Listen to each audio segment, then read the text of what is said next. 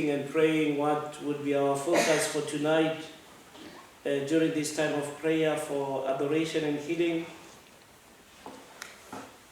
this psalm came to my mind.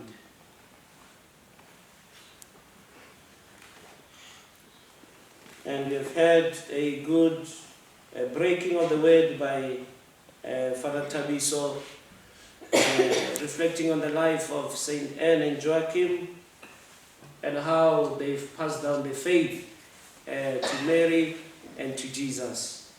So we see that what Mary is in her humanity, and she learned from Anne and Joachim, and she together with Joseph, they passed on their faith to Jesus, as we read in the Gospels, especially after the finding of the child Jesus in the temple in the Gospel of Luke, that they went back to Nazareth where he obeyed them.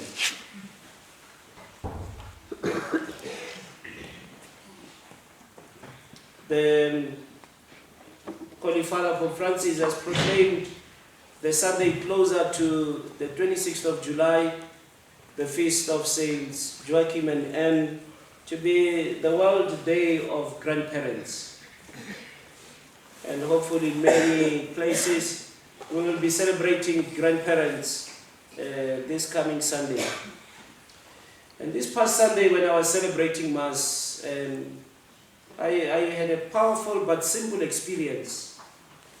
Just after elevating the sacred host and genuflecting, I found myself praying this prayer in my heart. Lord, I thank you for my grandparents who passed on the faith to me.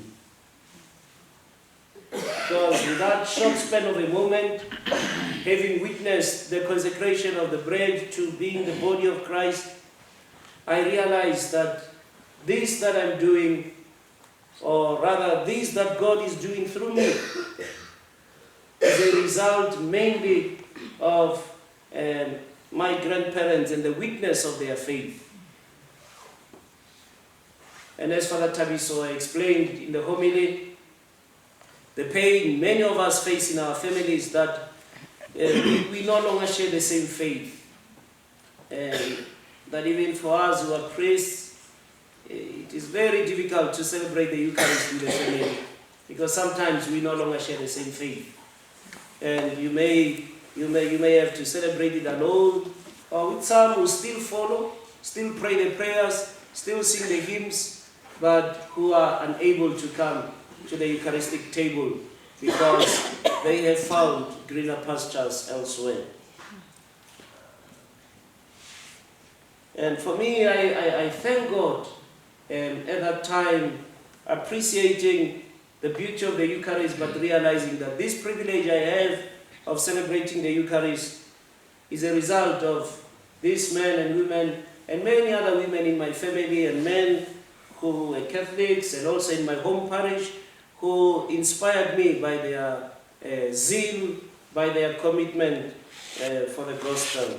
And today it is very rare to find that breed of men and women who were zealous, who were committed to the Lord. And this is what happens when you come to the Eucharist, the sacrament of thanksgiving. We cannot help it but to be grateful, to be filled with gratitude and said, Lord, thank you for this privilege. And at times we might take it for granted, but it is difficult to believe. But you and I, when we come to the Eucharist, we need to be grateful to God and say, Lord, thank you for this gift of faith, which has been passed on to us, but this gift of faith which we also have welcomed and assented to, because some people find it difficult to believe. But you have given us the grace to believe.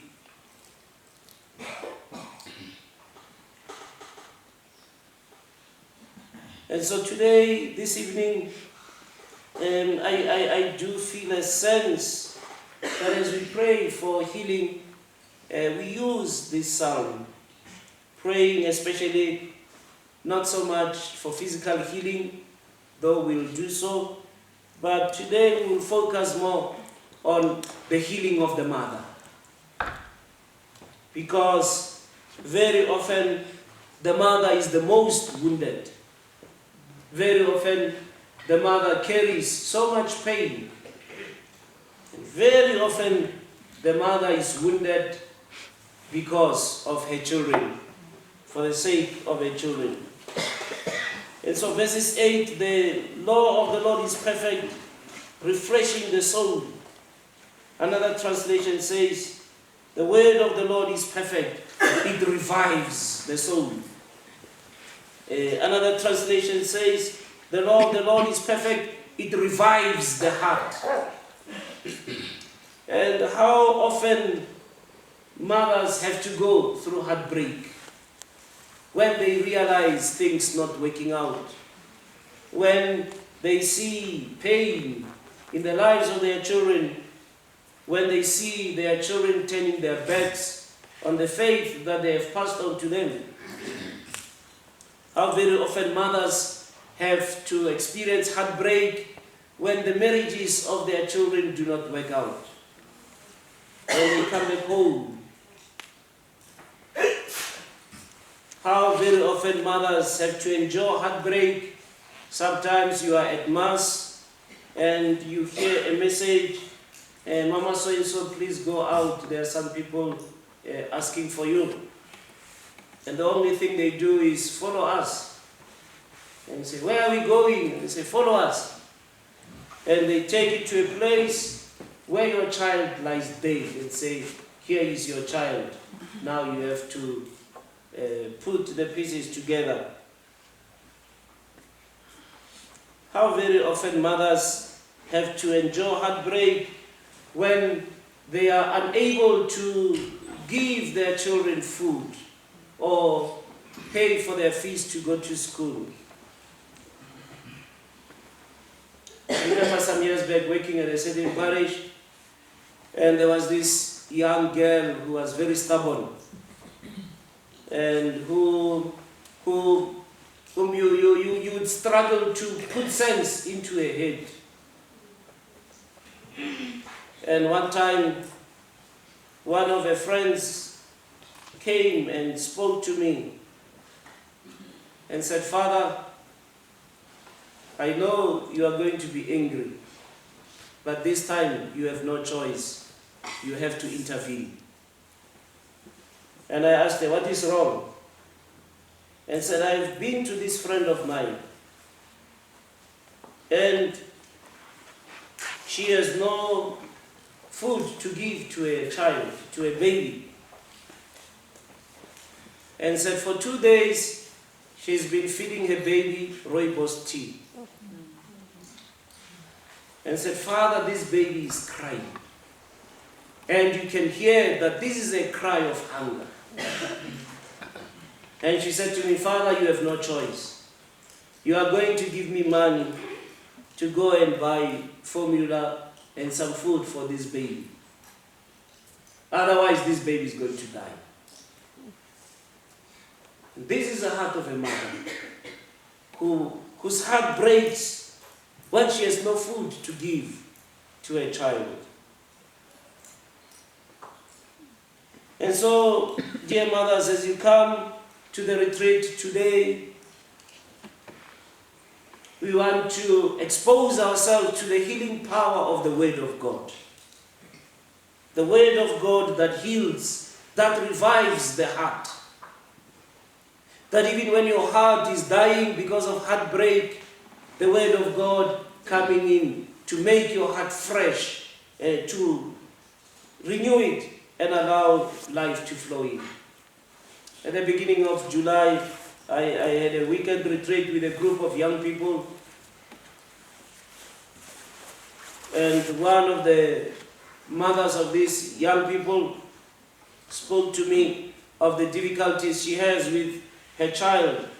And she said to me, Father, this child is going to kill me.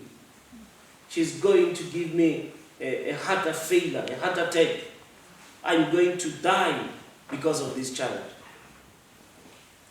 And so as you come, dear mothers, Father Tavis has already broken the word for us and explained about this image of Saint Anne that we see, very often holding the scroll of the word of God.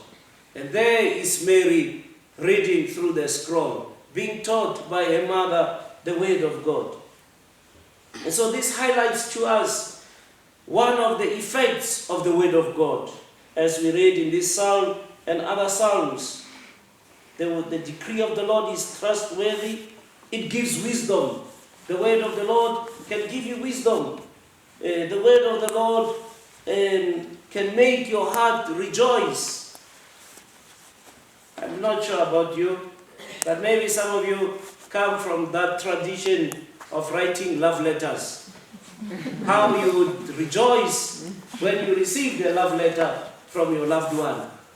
And even having read it 50 times, you will still go back and read it again. And maybe this time you know it by heart, but you still read it. Because what you hear is sweet to your ears, sweet to your heart. How much more sweeter is the word of God than the letters from our loved ones? Maybe these days they no longer send letters, but they'll send a WhatsApp or a phone call. There's a certain chorus that our people used to sing in the past, just before the readings at Mass, dealing with this, that this is a letter written for me and you, written by God, so that we may believe. And that song continues, when I read this letter, my heart rejoices. My heart beats with joy, because this letter gives life.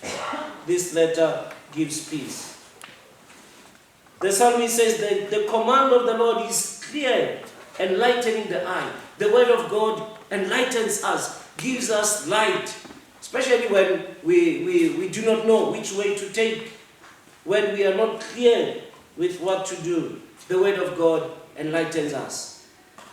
I remember when I had to sign the forms to go to the seminary, I was so afraid. And I decided to pray. And I read from Isaiah 43, 1 to 7, one of my favorite passages, which I received from an old priest who used to be my parish priest. And after praying, reading that passage from Isaiah, then I had the courage to sign those forms and send them where they were supposed to go. The psalmist says, the fear of the Lord is pure, endures forever. The statutes of the Lord are true, all of them just, more desirable than gold, than a hoard of purest gold, sweeter also than honey of drippings from the comb.